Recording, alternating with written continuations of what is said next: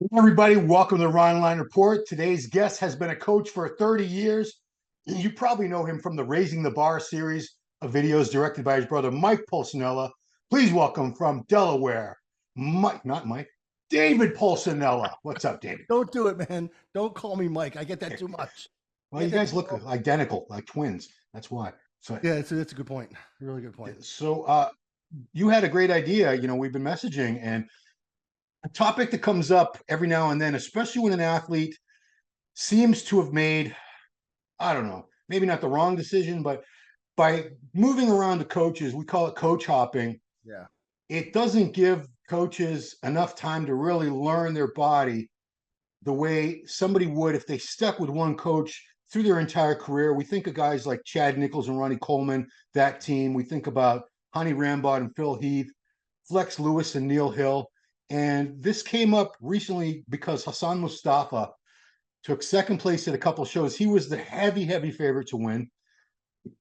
Toronto, maybe not so much because of Ian Valier, but then Orlando, certainly he was the heavy favorite to go in. And he'd won that show last year. This is his third coach. He's with Chad now. He had been with Chris Aceto. Mhm. Then last year he was with AJ Sims Cement Factory, where he won. That's the only time he ever won any shows was with AJ. But for whatever reason, he decided I'm going to go with Chad Nichols and didn't have the results he wanted. Didn't blow the show away like we all thought he would. So you have a unique perspective as someone who's been a coach of top amateurs and professionals for many years. So talk to me about the benefits of staying with the coach and why it might not be beneficial for an athlete to keep changing coaches. Well, if you notice, this is a relatively recent phenomenon, and I think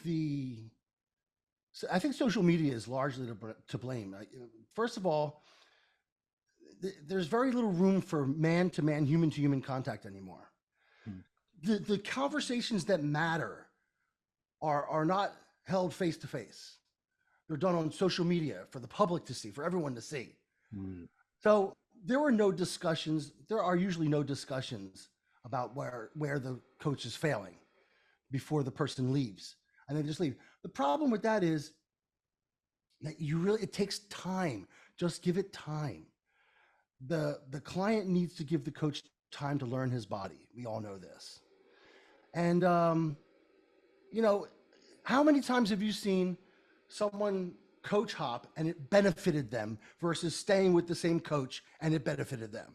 The proportion of times that they stay with the guy who knows their body and lets them figure it the hell out and strategize and going forward, know his body even more rather than starting over. It's like getting in and out of relationships over and over again and starting with a new relationship. It's the same thing. They got to get to know you all over again. They got to know what you like, what you don't like, what foods you like, what foods you don't like. It's very similar to that as far as I'm concerned. But yeah, it's not good, and the way they're doing it, and this, it's just Well, put it this way: like, what's a as a coach, what are legitimate reasons to leave a coach versus what are some reasons that you think might be more, I don't know, bullshit reasons. well, one mistake that the clients make is that they will fire a coach based on placings, Mm.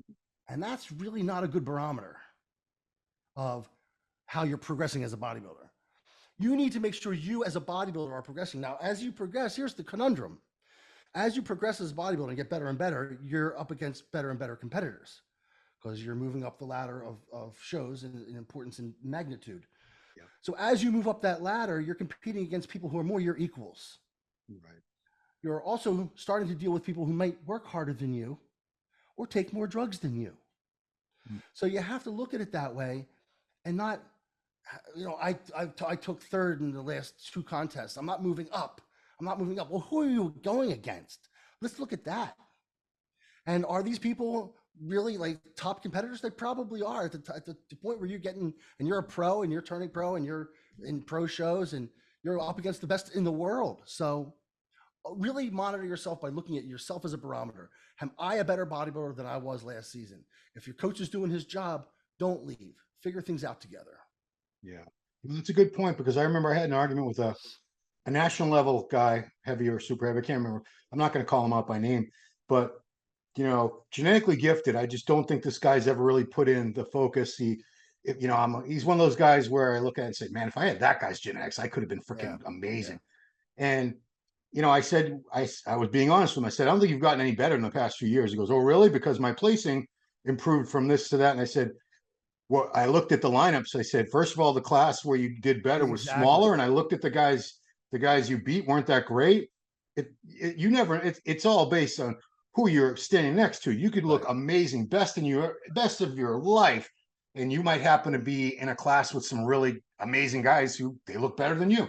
Or you could look like ass and be in a really weak class and do really well. That's no indication that you've made any kind of improvement. No. Yeah. But I think a lot of people put their 100% stock in their placings. Let's talk about genetically gifted people too, while we're at it. Sure. They are sometimes the worst because they have no frame of reference. To them, winning the overall at your first show is normal. Why shouldn't somebody be able to do that? Seems perfectly doable. Yep. No, it took me 10 years to win an overall. Okay. Yeah. Then they turn pro in their third show or so. They think that's normal. Yep. It's not normal. I spent 30 years trying. I never turned pro. Most people never turn pro. Most people who enter bodybuilding with the goal of turning pro don't turn pro. Then when they're in pro shows, they come to expect just automatic winning. But that's not what happens at the pro level because you are up against the cream of the crop. There's a million yous in that show. They're all genetically gifted. They all work as hard or harder, and they all take a bunch of drugs. It's an even playing field there. The farther up you get, the more even the playing field becomes. So they become very spoiled. And they look at it like, I should be Mr. Olympia by now. Because in their frame of reference, that's how they came up. This meteoric rise. So the genetically gifted, the really genetically gifted people are sometimes skewed in their view of what they should and shouldn't be accomplishing by a certain period of time. Yeah. I mean, if I think back to the percentage of people that had the ability to go far based on their genetics, it's the most genetically gifted people I look back at, a lot of them that never did shit because, like you said, it just came so easy for them. They thought it was supposed to be easy, but then the higher up the food chain you get, you're up against other people with great genetics who are going to work. They're willing to do the work. They're willing to listen to their coach. And a lot of these guys, they were just F-ups. Their personal lives, just a mess. Just many no people work come to ethic. mind, yeah. Yeah, they cheated on their diets. I just know that they didn't put the work in because they didn't think it was supposed to be that hard. And like I said, that's the other thing. You can't evaluate a coach's work if your ass was cheating on the diet the whole time. Yeah. So don't tell me about my methods being outdated. Don't tell me about my methods being this or that and the other when you don't know what my methods could have done for you. And you never will because you've eaten banana nut loaf, 3 weeks out. So if you did that, then you don't get to complain about the coach's methods thereafter. You didn't try it from point A to point Z to see if it really worked. Is that fair enough? Yeah. So give me an example of it. You can name him or not name him or her. Somebody that, it took you a certain amount of time, but once you learned his or her body, it was like clockwork. It was you had it down to a science where you could peak this person perfectly after you'd work with them a few shows. You had more than a few examples of that, I would imagine. Oh, I've had many examples. Yeah. That's pretty much any client that I've had that I've gotten pretty far or have turned pro. There's a learning curve that I don't think they realize. It takes a while. You can't just throw the same thing at somebody, 10 different people, and have the same exact results with 10 different people. So you have to start of experiment. Now, the foods that work are the foods that work. We know that's why I coined the term, the 6 foods that work 20 years ago. What are these 6 foods? I got to know. I can tell you, but then I have to kill you. You don't know the 6 foods that work? Try to guess them. All right, I'm going to try to guess. So I'm just, this is just think about the last 8 weeks of a show. All right, are we leaving vegetables out of this or no? What out of this? Are vegetables included in this or this? A vegetable is. Okay, a vegetable. So I'm going to go. One of the 6 foods is a vegetable. Okay. Think about when you get down to the nitty gritty, you're trying to lose the last few % of body fat. What does every coach kind of rely on? All right, so I'm going to go chicken breast.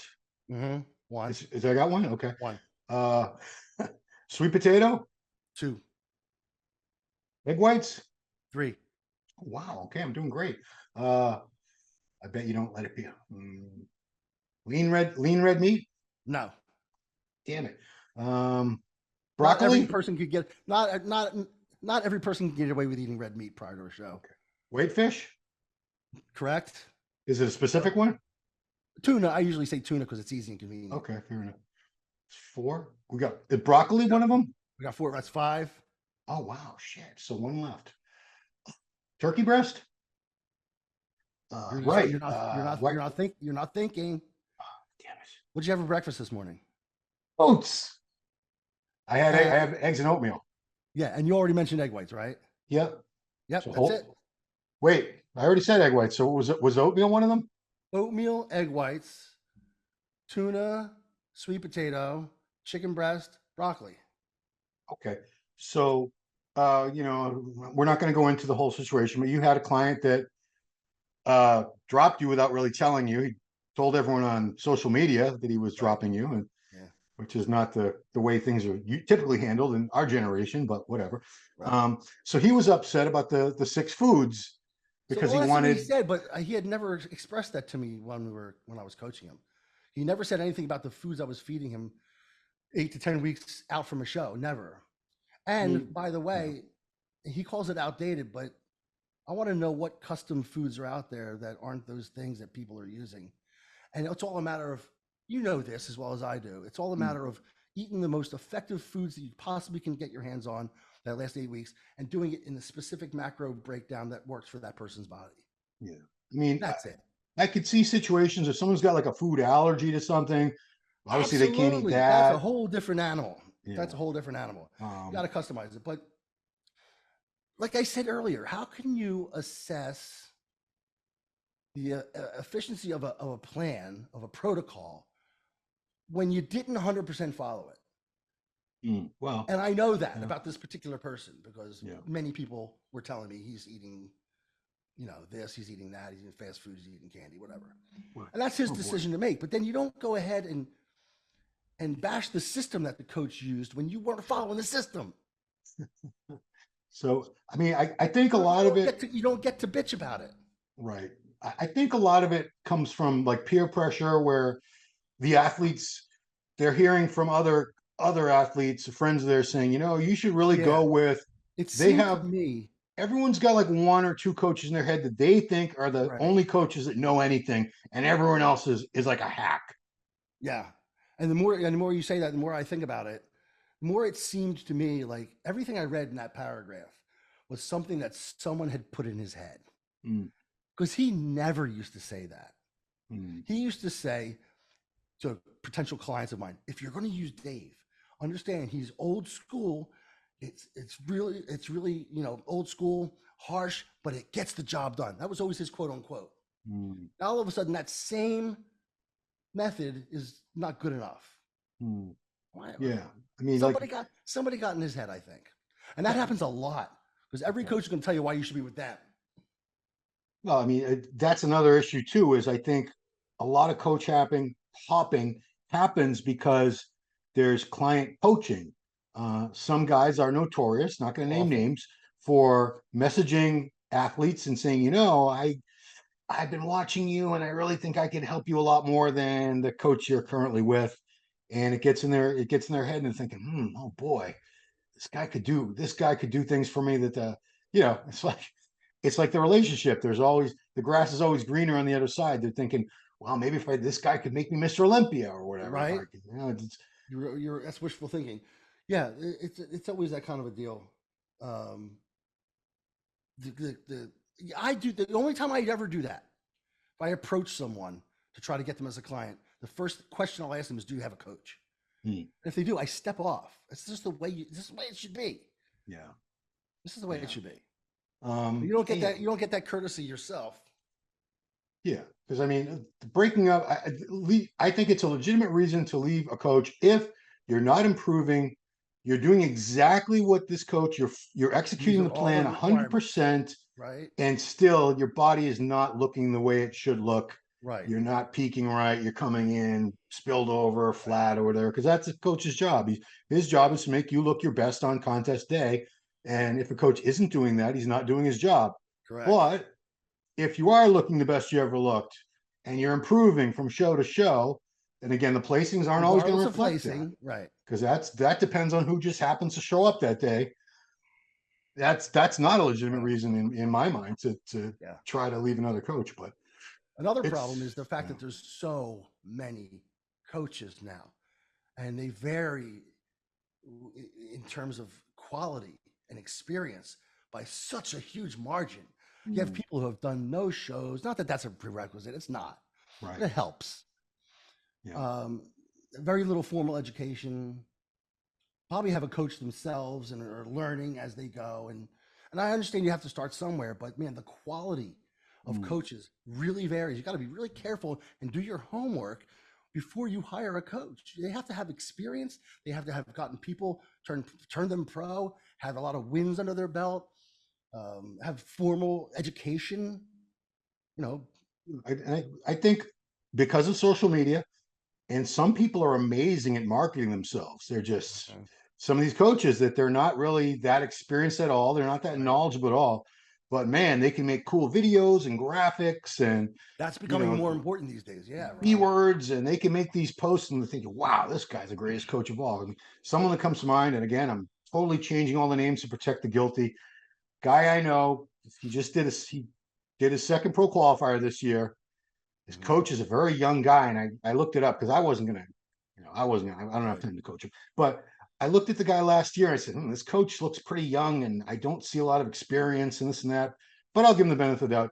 Brought the guy in a good 15 pounds too heavy, fat ass, fat glutes, mushy back. I said, I'll give him. I thought he was going to switch coaches. He stayed with him. I don't know if he's getting some dirt rate deal or free or what. Yeah, Same he shit had to. happened. Again, this guy showed up fat ass, mushy fat hams, mushy back. Okay from the front, not great, but I'm like, man, if a coach, if I was doing what this coach said, that's important caveat. It And I is came important. in twice in a row at a pro qualifier looking like that, I'd be looking for another coach at that point Yeah. for sure. Now that's a reason to leave a coach. You know what I find a lot of, Ron? But A lot of times people leave me because my methods are old school and they're hard. They're difficult. It's difficult to diet for a show, to do it right.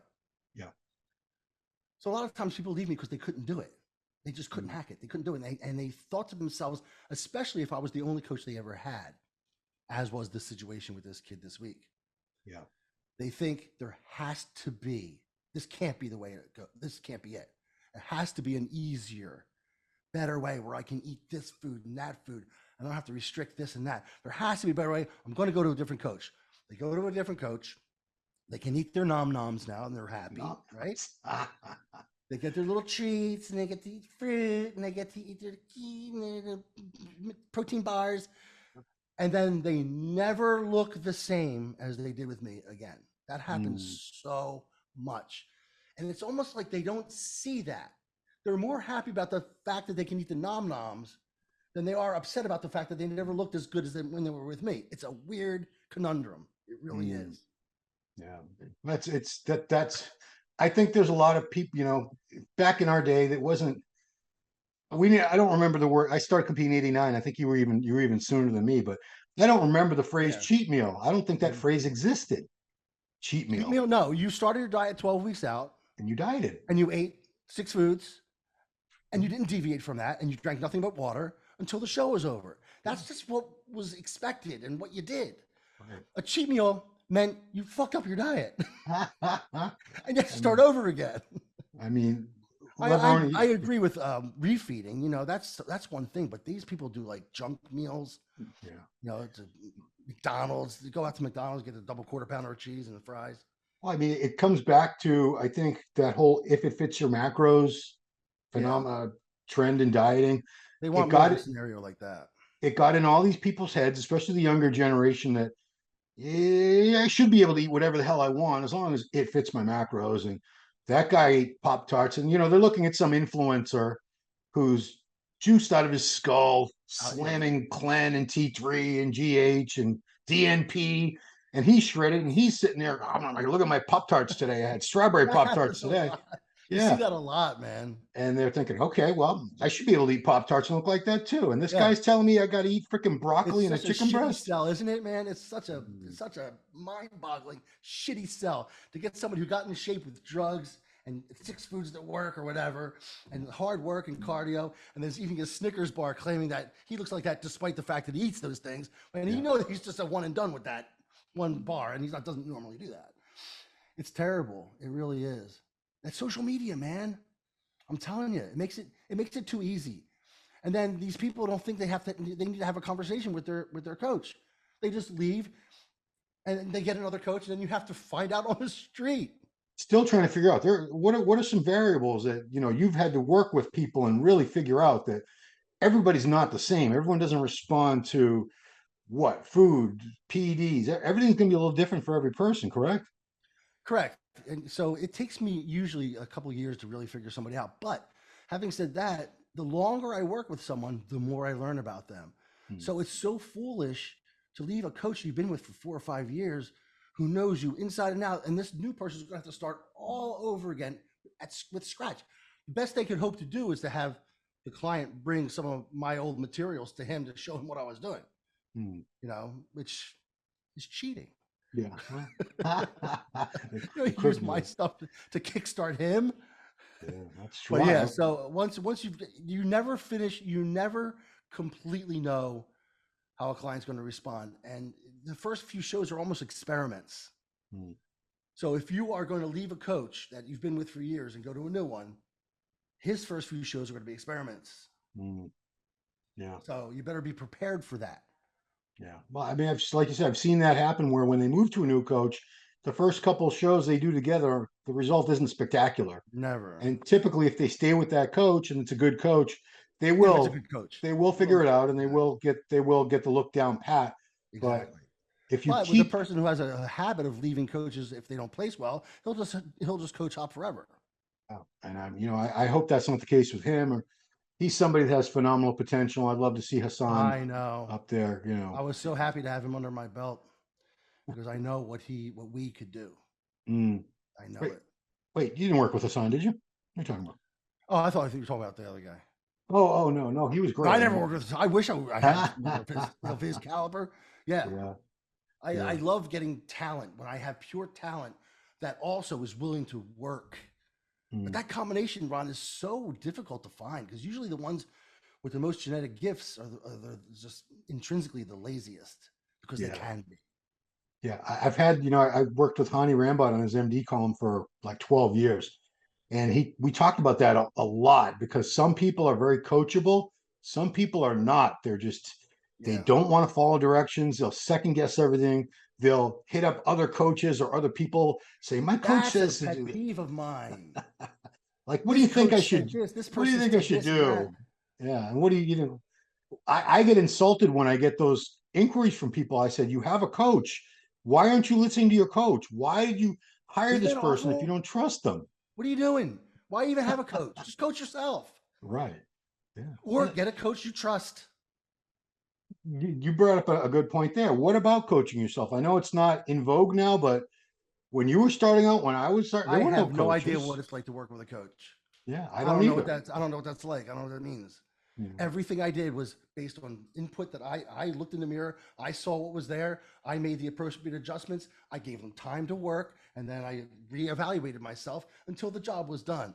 And that's how I did it. I would never have trusted another person to take over my prep ever Yeah. back then. So Leveroni says that all the time. I would never have put all that in somebody else's hands. This is No me. way. No one's going to care about me like I care about myself. Yeah. So no. So No. that's a good question. Do you think most bodybuilders are capable of coaching themselves if they really dedicated themselves to the trial and error process and figuring it If they all out? dedicated themselves to the try and error, but they won't. Mm, That's the thing. They want it handed to them. I'm telling you, it's a generational thing. They mm. want everything done for them, handed to them. Some of them, I think, they want me to compete for them. Even That'd be it's awesome. ridiculous. It's ridiculous. But yeah, they're. I don't think they would be able to because as much information that is out there now available on YouTube and Google. You can learn anything you want to about the sport. You can hear the top pros talk about what they do, their drug usage, their diets, in depth, candid, and open, right? Yeah. Yeah. And you still have people who don't know anything. Mm. I have kids who come to see me. They sign up as my client, and they say they're passionate about bodybuilding. They're in love with bodybuilding. They want nothing more than to be successful in bodybuilding. So I ask them to do like their quarter turns, and they don't know what that means. How can you be that invested in bodybuilding and not know what a quarter turn is or how to do it? I used to watch Pumping Iron when I was 12 years old. I used to practice my quarter turns in the mirror. I could do perfect quarter turns and mandatories when I was 13 years old. Wow. Yeah. Just I because I mean, would watch Pumping Iron when it came on Channel 12 every 6 months. because you know what I mean, I again back to social media. I think a lot of people that are competing now, they just like the idea that they're going to compete and the attention that they get, and posting progress pics and getting, compliments from everybody on how good they're looking and good luck and this and that. And I don't think they're really that interested in actually getting on stage as they are the whole social media aspect of the It's much attention more that you important. get Much as a more important. competitor and that identity that they're forging for themselves. Right. Well, that's why they film every set and every rep.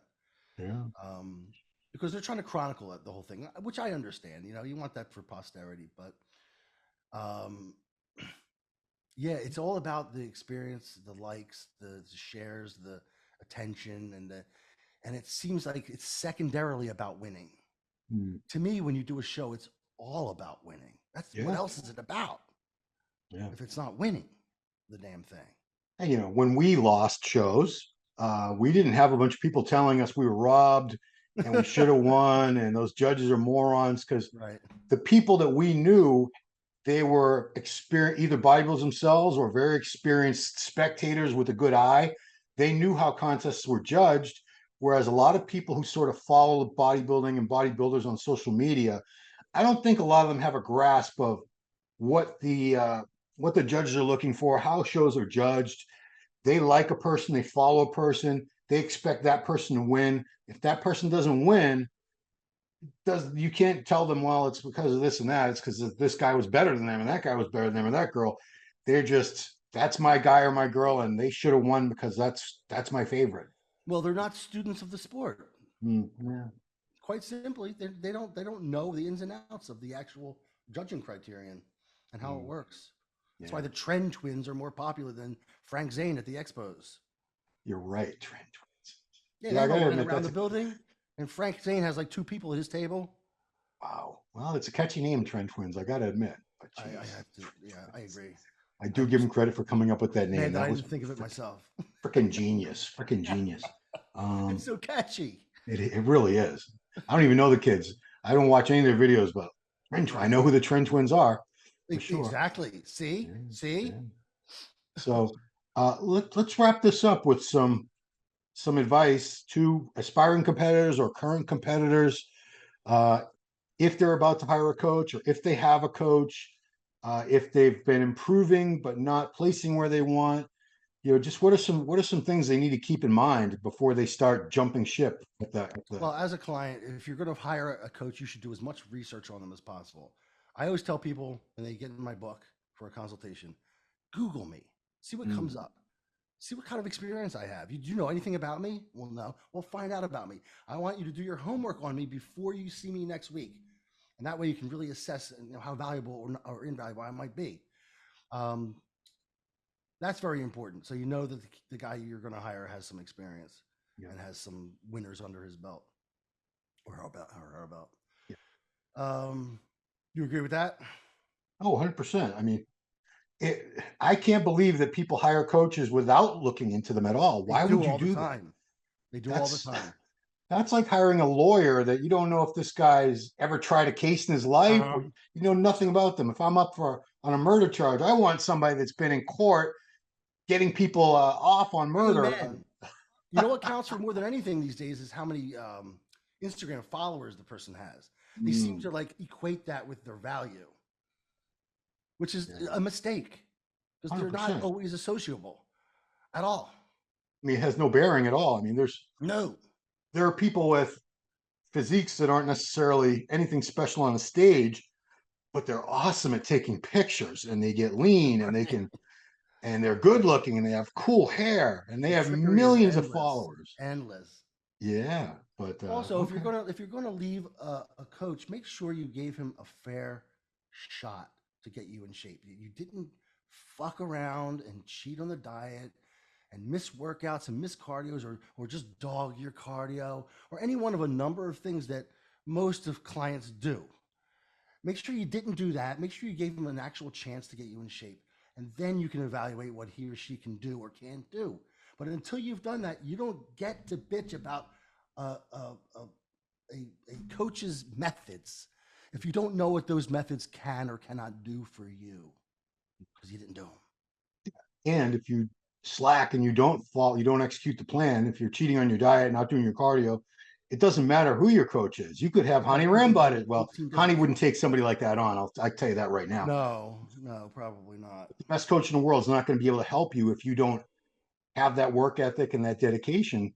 And not everybody does. And like you said, a lot of the most genetically gifted people, Mhm. they lack that because things came so easily for Too them. easy, man. They just expected it to be that way forever. And Yeah. it's not. It's not. Yeah, as you grow as a bodybuilder, you're going to go against better bodybuilders. You got to take that into consideration. It gets tougher when you're up there. Everyone works hard. Everyone's genetically gifted. Everyone takes drugs, and lots of them. You got to step it up. Look inside yourself first before you look at that coach. A coach with 30 years experience and you with 3 years of experience in the industry. Who do you think's going to be right? Who do you think's going to be wrong? Evaluate that. Think about it. All good food for thought. So Yeah. coach hopping, guys, it's something we're not gonna see that end. It's gonna continue because it's human nature. When it's like marriage and divorce. People, as soon as something goes wrong, they just exit, It's go to just the so easy. Yeah, take it's the a exit, get separate. out of there. It's easier than staying and trying to work things out usually. So, but I hope this has given some of the athletes at least something to think about in terms of why you choose a coach, why you stay with a coach or don't stay with a coach, It's a and really, relationship. yeah, It's a relationship. You got to treat it as a relationship, an adult human relationship that requires respect, mutual respect. yeah, and communication. That's another Lots thing of that it. in the Lots of situation it. that you just had, it was just it seemed like there was a complete lack of. He wasn't really communicating. Out of the blue. Was Out not of the blue. communicating. If you're dissatisfied, you can't come back later and say blah blah blah. If you never even let the person know what your concerns were, you can't later on say, well, they didn't do this and that. Now you never even gave them a chance to address it. You're like You know, leaving your wife for things she didn't know she was doing wrong, right. and then having to hear about it through a mutual friend what you did wrong from someone else. I'm sure that's happened many, many times in divorces. Yeah, I amen. think it's probably that's a more common scenario than not actually. By the way, So man, you look good. yeah, it's the sweat. I'm sweat. It's Dude, you freaking look hot in here. jacked. Did you just work out or something? I just did legs with my son at the gym hub in Boston. Legs. How come your arms and shoulders are all pumped? The arms are not pumped. It's just What do you weigh shiny. right now? What do you weigh? So I wake up at 2:15. I go to bed at 2:18 right now. That's all you are, huh? Yeah, well, I'm very tall. I'm 5'7.5". Well, Wow. you're like I'm the two. same height as you. Yeah. Well, you're like 250 though, Damn. That's good. You look good. aren't You look shredded, man. aren't you like 250 right now? Can you hear me? You're frozen. No, you're frozen. No, I lost some weight. I'm like 230. Oh well, it's still a Yeah, I big can. dude. How Cool about now? guys. If I got to It's remind yeah, you, 230 is not. I'm not small. no, but I know a lot of these younger viewers. They don't know who you are, what you did. So go on YouTube, which you're on right now. Google "raising the bar." It was 3 or 4 DVDs. Is it 3? There's four, but there were three DVDs, and a fourth one was made available just for free on YouTube. Okay, so you can watch But the that one free on YouTube. So his brother Mike Pulcinella is one of the greatest videographers in the business. He did tons of work on Kai Green videos. Who else did he do videos of? I saw the Kai ones. Victor Martinez. Martinez, yeah. So he did all those videos, and they were like award winning. They're some of the best documentaries. Absolutely, Yeah, they were the best, and the only at the time he was the only guy who was doing things like that, documentary style with musical background and the narration and all that. yeah, He yeah. was the first one to do it. Yeah, there were tons of videos that, they were good videos like the Ronnie Coleman ones and everything, but there's never any explanation as to what's going on. You're just kind of Yeah, watching and have to figure it out. This one, your brother, yeah, obviously he knows exactly. you very well. He explained the whole process of what you were watching. And most of them were you getting ready for competitions, weren't they? Yeah, the first three were me trying to get my pro card. Okay.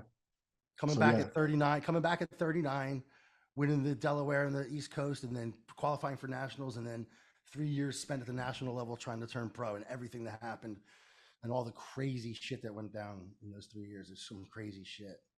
they were called guys raising the bar. There's four of them. He's in the bar. The Yeah. fourth one's free on YouTube, but the other three are still on DVD, Blu-ray, whatever. You can get those and see Dave in his competitive bodybuilding prime. Yeah, you were a I can't believe specimen. that was 20 years ago now. Real, the first one? Yeah. Wow.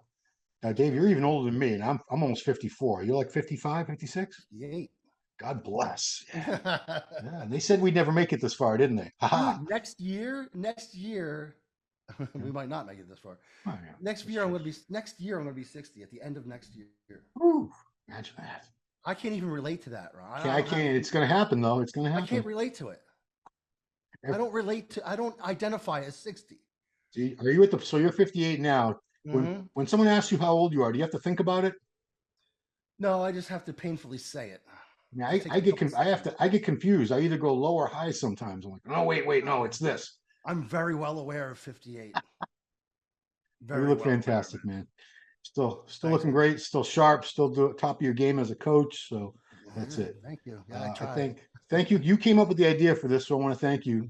Thank Yeah, you, Dave. it's a good topic, right? Yeah, it was great. It's very timely. Take It's a very always time. going to be timely. Exactly. Yeah, Exactly. there's always going to be guys jumping ship to other coaches, always, because they think that's solution. Sometimes it works out well, sometimes it doesn't. The It's grass is rarely greener on the other side. It's just different. yeah, that's true. Well, It's you guys just all different. true. That's all. So let's wrap it up, guys. If you Yeah, like these man. videos, hit the like, subscribe to the channel, share the videos, turn notifications on. You can follow Dave Pulcinella at. You have your own YouTube channel. Is it Pulse Fitness? I've used it so long. I forget what I call Come on it. now. It is Oh, it's Pulse Fitness. it is Pulse Fitness, isn't it? Yeah, it is. Okay, Pulse Fitness. Pulse, like you take your pulse. It should Yeah, be. It's on the shirt. There you go. Cool. So I thank you for your time doing this on a weekend, especially. And absolutely. that's it. Appreciate you guys Thank you. watching. Ronline Report with David Pulcinella about coach hopping.